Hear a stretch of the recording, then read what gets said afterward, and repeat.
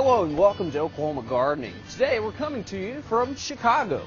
We're up here because our featured speaker for our 2004 Summer Garden Fest is Tim Telekey, a landscape architect here in the Windy City. On today's show we'll be featuring some of his work, and also we'll be giving you our garden tips for the month of June, featuring our Oklahoma Gardening ambassadors.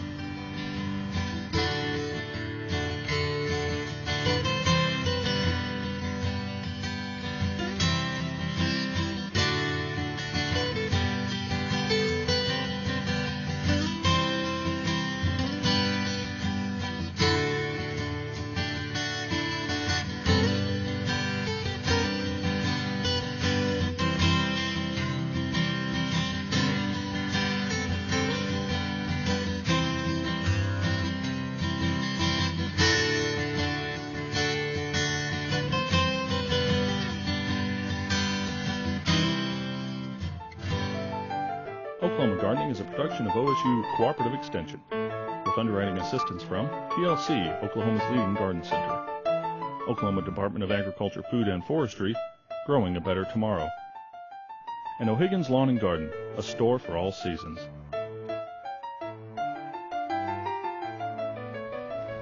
Hello, Tim. Hey, Steve. How are you? I'm great. Welcome to the Great. program. Well, thanks for having me. Hey, Tim, can you tell us a little bit about your company and what all you guys do? Okay. It's called Garden Concepts. We're celebrating our 15th year this year. Wow. We specialize in custom residential landscapes. Okay.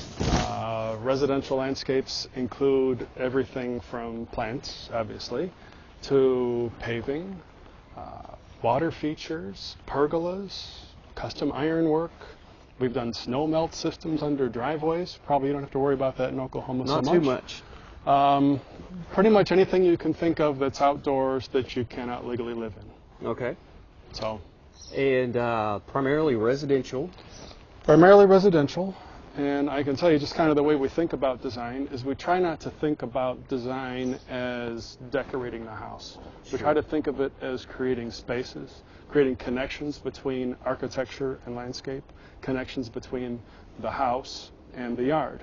Okay. A well-designed landscape ought to be an extension of the house, an extension of the owner, and it ought to fit into the neighborhood. Okay, so all of those elements combined. Yep. And you guys do a lot of garden makeovers with older homes? Yeah, actually, yes. A lot of them are makeovers, and sometimes the makeover involves a new house, too. Okay. I'm sure you're probably seeing the same thing in your area. Sure. Is people are knocking down older homes and building new ones, sometimes too big for the property, but you're making over the whole landscape. In other cases, there are older homes with landscapes that are 20 or more years old, and it's time to give them a facelift. So okay. some makeovers are more extreme than others. Okay. Well, this home, where we are now, Right. has had one of those makeovers. Is that correct? Oh, it's had several. Okay. This has been an evolution, different projects over the last probably 15 years. Okay. We've done different things, a couple things we've done twice. The result is a series of different garden rooms. Most of the landscape is designed, or much of it is designed to be viewed from inside out. Okay. In our climate, that's important. You know, in the Chicago area, for 5 months of the year, that's your primary view, from inside out. Inside looking out. Yeah, I mean, you have the view 12 months a year, Okay. but from Thanksgiving through April, it's 5 months, right? Yeah. Staying indoors. That's pretty much it. Yeah. Okay. Well, in this area, I noticed there's no lawn. Right. Sort of on the side of the home here, leading around to just another garden room. Mm-hmm. Tell us a little bit about what you guys have done here. Well, there was lawn here. I should explain too. This is a cul-de-sac lot. It's Okay. a pie shape. So it has this is a side yard. Strange shaped property. Exactly. This is a triangular shaped side yard that is not useful really from a lawn standpoint. You have Sure. lawn, sure, but it's not going to be used for anything. And there's a room here with a lot of glass, and the floor is that 18 inches above. Okay. Above grade, so the view from inside is, elevated. And if you notice across the fence, there's a new home, a knockdown, that used to be a small home, and that staring you in the face. It's difficult in a space like this to take that building out completely. So what we try to do is we use a strategy where we give you something else to look at, something to stop your eye. Okay. So that's where the pergola comes point. in. Right. Okay. Right. So and the other thing you mentioned, lawn. Wherever possible, we try to make lawn as practical as we can, because it's the highest maintenance thing in the landscape. It needs to be watered frequently. It needs to be mowed weekly. And the other things, it's a little different kind of maintenance, but it's certainly not as intensive, right, as the lawn. Well, in some of the elements you've got here with this little patio, what would you call this area? It's a terrace. A terrace, yeah. Okay. Yeah. And I see you've used a mix of different hardscape materials, the bricks, the stone, and some of the other things here. But the pergola, definitely a good item here for viewing during the winter months. And some of the design features, can you tell us a little bit about some of those? Sure. This is part of an evolution of the garden that's happened over years. 15 years ago, this walk was put in. You can see it's an older brick that runs through here.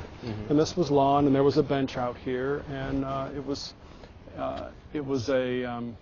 we didn't put a lot of thought into this area because it wasn't important. It was a side yard. Sure. But over the years, people's priorities change. They entertain a bit, and this is sort of an entertaining terrace. Okay. But what we've got down here is we want to tie this new space in, which I should mention was installed last August. Okay. So we wanted to tie this new space in with what was here already. So we tried to use some of the same bricks in the border here. This bluestone in the middle here is tumbled to look a little bit older. A little rougher. And this is actually a new brick here, which is the same as that, but the color blends. It was the best we could do, sure. And the idea, the shape of this was partially influenced. I don't know which came first, the chicken egg thing. A chicken and egg thing.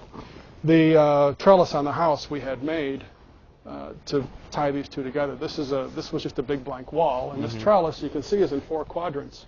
Each quadrant, if you pick it up and put it on the ground, is the same shape. Okay. So very similar pattern. That was the idea. Try to link things together. Well, great. So, and I love the way you use the boxwood and kind of fenced this area, and then you've got a little section here. Jumping the walkway to, as you said, tie it to the home. That's the idea, right? Both the paving and the boxwood connect this space to the house. Great. Let's take a look at the backyard. Great.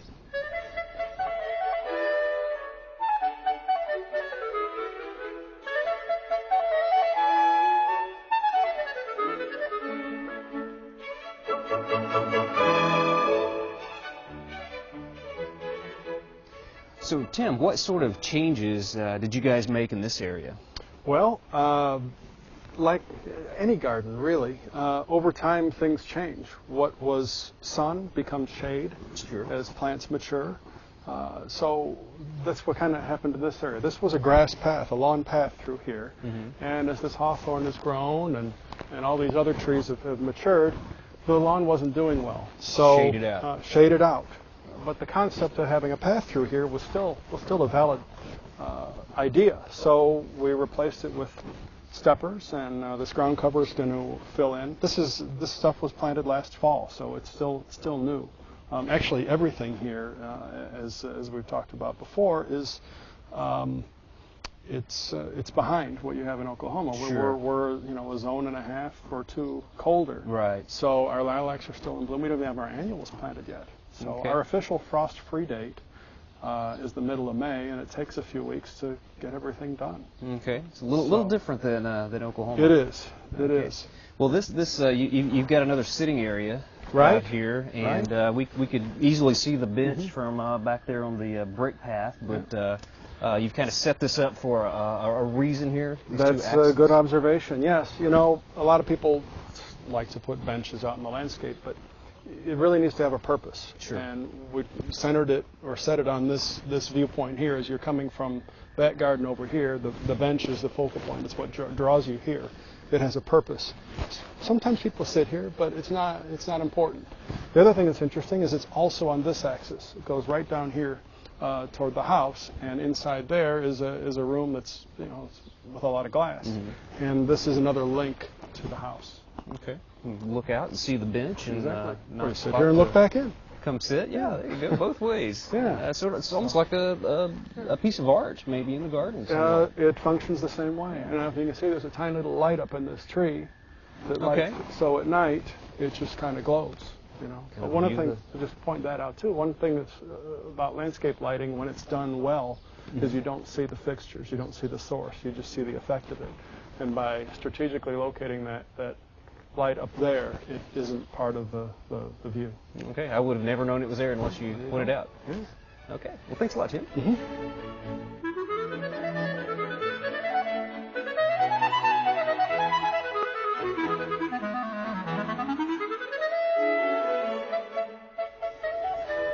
Well, Tim, I love this area. I love the plantings, the little stream coming through, the little bridge, and it's just a neat little pathway.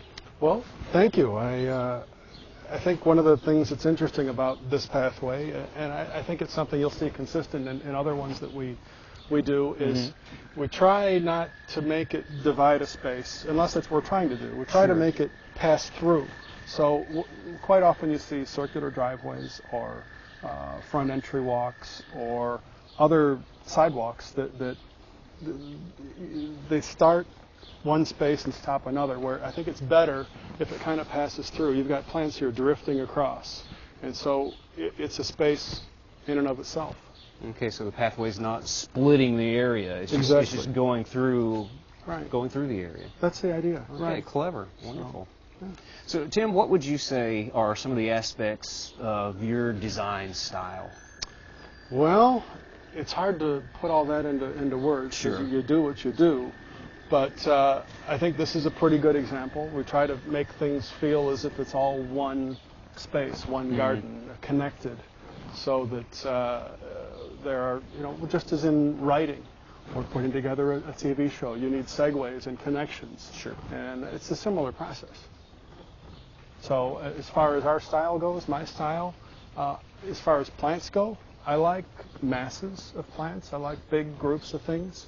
There's a visual advantage to that, is that they look good from a distance. Sure. But there's a practical issue too. If you lose one, you don't others really to take miss the it. place. You got others to take its place, or you divide one and fill the space. Mm-hmm. We do that with trees and shrubs, and it's a way to just make it more continuous and unified. And you guys are close to the airport here. We are close to the airport. All right.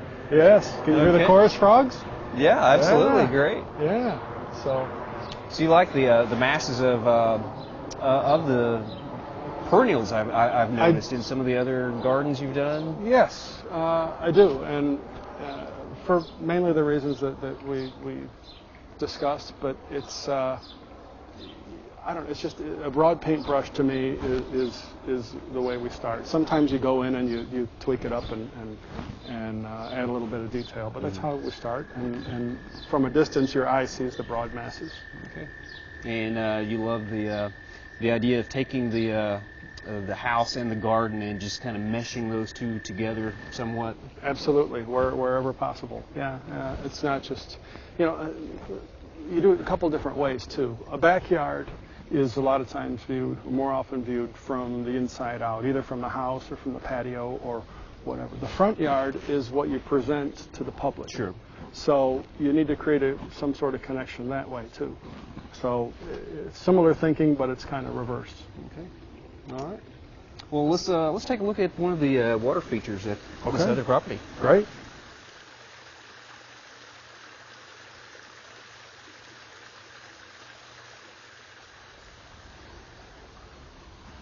Well, Tim, like me, I can see that you like using a lot of foliage in your designs. Can you tell us a little bit about that? Well, sure. There are a lot of flowers in here too, but foliage is an important thing because it's there during the whole growing season. Flowers are fleeting. They might be there. A good perennial might flower for a few weeks, but the foliage is what carries it from the spring through the fall. Lots of interest without those flowers. Yeah, that's the idea. And you try to set them up so you've got some contrasting foliage, like Lady's Mantle and the geranium there. Obviously, the colors work well together, but when the flowers are done, it's still still works. Still something there to Right. give you some interest. Looks great. Your water garden here looks to me a little different as well. You don't see a lot of the rocks lining the edge. You've got little areas of gravel or pebbles. Very astute observation. One of the real challenges with the backyard pond is, number one, they're contrived by nature. It's not a natural pond. It never will be unless you actually have a natural pond. But what we try to do is borrow from what you see in nature in creating our Pond edge. Pond edge. And the idea is to have it not be a rigid line. You want it to be a loose, fuzzy edge where you've got plants that creep over the side and you've got stone that finds its way out. So just as in nature, there's a weaving of the two. Okay, so those are almost like little bog areas with liner underneath that gravel. This is a liner pond, exactly. And as you come, the liner comes up, it goes down and then back up. And there are bog edge plants that like it wet planted in that area, so that you don't have this liner sticking up at the edge. And you don't have this necklace effect around the edge. Also, inside the pond, there's stone covering the sides and the bottom as much as possible.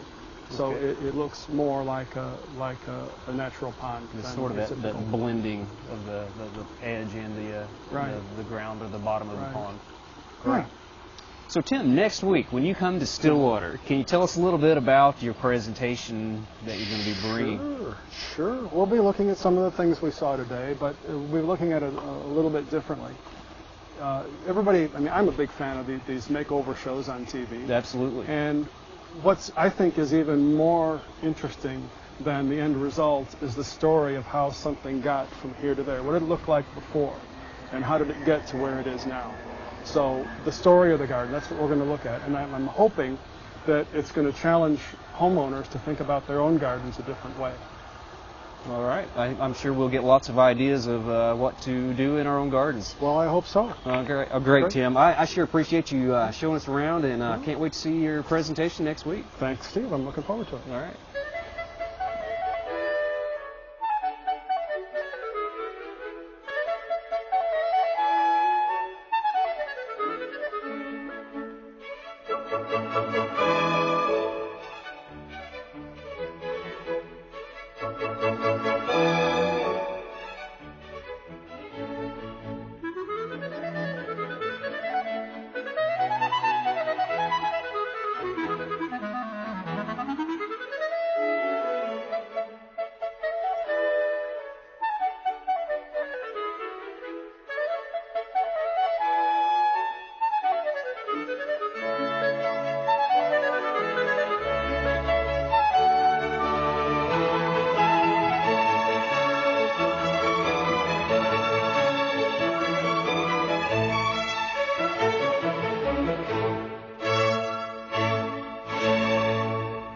Now that the month of June is here and things are blooming out in the garden like our southern magnolias, we've got several garden chores to tell you about. During the warm months of the year, it's important that we don't fertilize our cool season turf grasses like fescue and perennial ryegrass. Putting fertilizer on during these warm months can increase their risk of getting brown patch disease. We also can't stress enough how important it is that we don't fertilize unless a soil test tells us that it's necessary. We get lots of reports of phosphorus contamination in streams and creeks around the state due to over-fertilization. So again, don't put down any fertilizer, especially phosphorus, unless a soil test tells you that you need to do so. Also, out in the lawn this time of the year, we start seeing some of those warm season grassy weeds, things like crabgrass and goosegrass. Right here we've got some crabgrass. Right here we've got a little bit of goosegrass. We're starting to see these in our lawns. These can be controlled with herbicides containing MSMA or DSMA. Earlier this spring, we transplanted this weeping Yaupon holly to our shade garden. This plant was in our weeping theme garden for 2 years. Now, it's important that any newly planted or newly relocated trees or shrubs be well watered during the warm months. Don't rely on the lawn sprinklers to water these plants. Come out with a soaker hose and soak the root zone of the plant. Now, June is a month when a lot of people go on vacation, so make sure you have someone lined up to water the plants at your home. Well, here to give us a few more garden tips for the month of June are Oklahoma gardening ambassadors Donna Smith, Carol Solik, and Judy Henderson. Early June in your home garden is not too late to plant flower seeds. Flowers such as zinnias, cosmos, sunflowers, and marigolds are great seeds to put in the garden at this time. Also, if you want to plant sweet corn in your home garden, you can continue to do that every 7 to 10 days through early July so that you can have a continuous harvest of sweet corn. If you have strawberry beds at home, when those are through bearing fruit, you can rejuvenate those plants. Steve went into detail earlier in the season on one of our shows, telling you how to thin out some of the plants and add organic matter to keep those strawberry plants ready to go for next year. Also, if you want to have wonderful fall mum blooms, now is the time to continue to prune those mum plants. You can see I've been working in this bed a little bit earlier, pruning these back. In the fall, in order to have lots and lots of blooms, we want to keep these pruned back and cut now. The date to remember is keep them pruned until the 4th of July and then let them grow and continue to set blooms. Don't be afraid to clip them back. There's not a whole lot of being perfect about pruning back your mums. In fact, I think this is a really good job to allow young children to get into the garden and help you do, of course, under your supervision, and make sure that they know that only the plants that mom directs are the ones that you cut.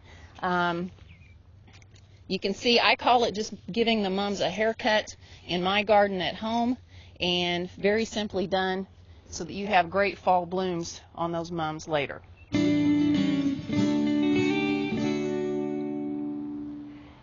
In your vegetable garden, be sure to keep harvesting your vegetables, which keeps the plants producing.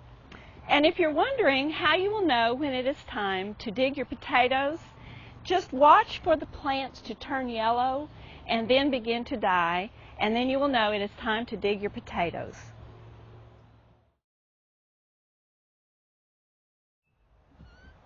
Deadheading promotes strong, healthy plants and keeps them looking tidy. So remove the faded blooms from your flowering perennials and roses. And when it comes to roses, make the cut at the first 5 leaflet leaf. It is important to remove any suckers that may be sprouting on fruit trees or grafted plants. Also, remember when you're mowing, if you have young trees in your yard, be careful not to nick the bark or damage the bark when you're weed eating. These injuries can actually attract borers to some trees. June is a great month to visit gardens to get some new ideas. You can visit the garden set at Oklahoma Gardening next Saturday, June 12th, for lots of great ideas at our 3rd annual Summer Garden Fest.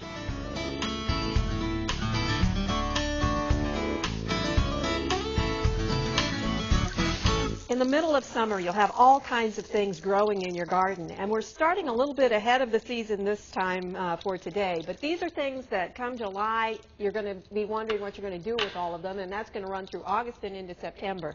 So what I'm doing today is a summer garden saute, and you can kind of ease around the vegetables that you're using based on what you have available in your garden.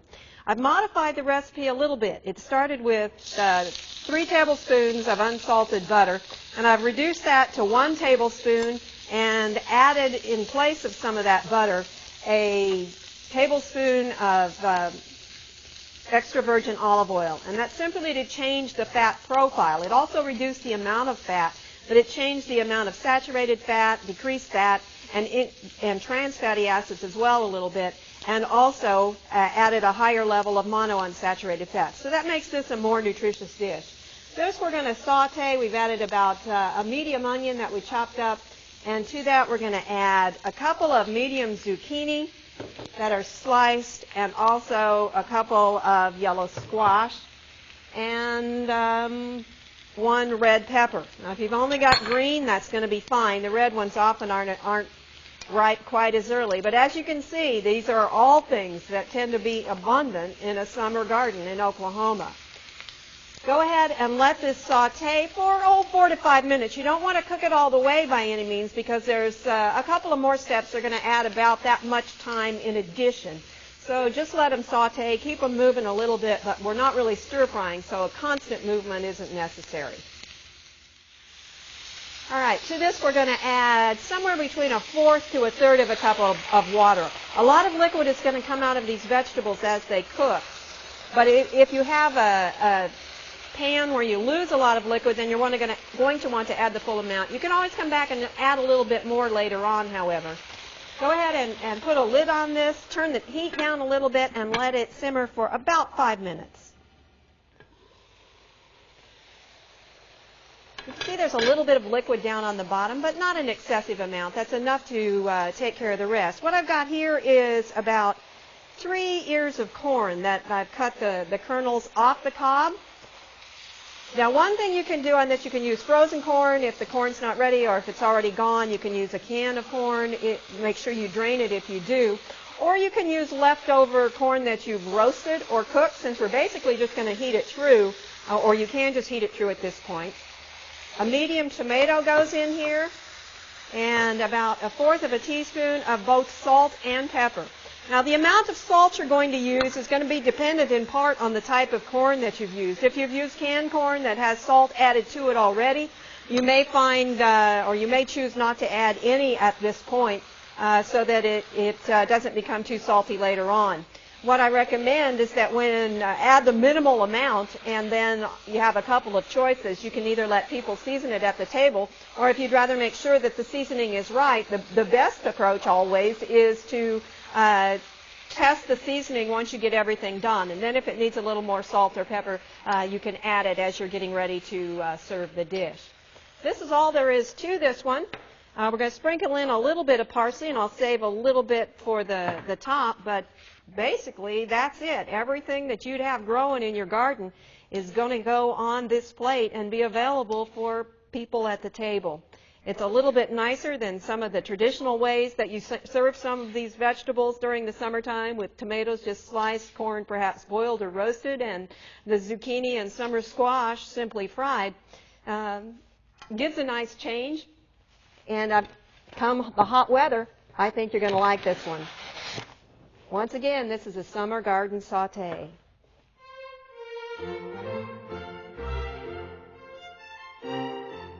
Well, next Saturday is our Summer Garden Fest, June 12th. Tim Teleke will be here talking about garden makeovers. His presentation will begin at 10 a.m. After he's finished, we'll have other garden demonstrations out here in our studio garden here in Stillwater. Well, be sure and join us next week when we'll be talking about poison ivy.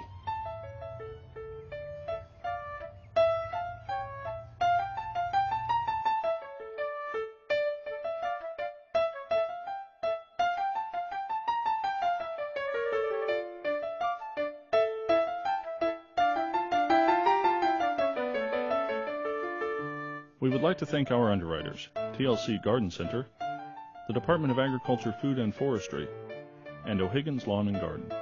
Additional support provided by the Oklahoma Horticultural Society.